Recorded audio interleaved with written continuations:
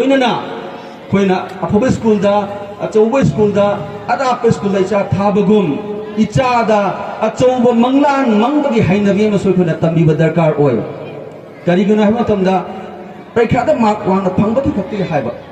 aina mark wan phangdoi se hayeng ai chaurga IAS officer oigdoribra natragana aidi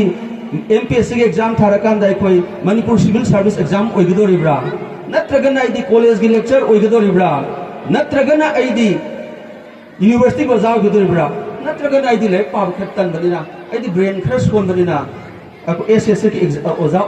exam tharga clear oigdoribra tongan ton makhal gi aina chatpa yare ba punsi gi khongchat sing natragana lairik natabira aidi entrepreneurship oigdoribra natragana se khoi madam na haidi khibugumna aidi sanabada phagudoribra sanabada phag hairaga so khoi lairik ti yaudaba yade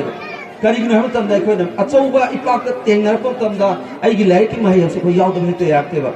sumain tawdana aina chatliba punsi gi khongchat tuda mina masak khandaba mina ବ୍ୟବହାର tawna aduga loinana aina amuk aigi iramdamda halakpa matamda aigi iramdamda aina thengaruba aina uruba wakhal khara ghakto maduna samaj dugi laikai dugi aphaba maikai de satnaba honabada karigum makhal khara gi aikogi wakhalon akogi thought process share tawbangam mudona akogi education haribasi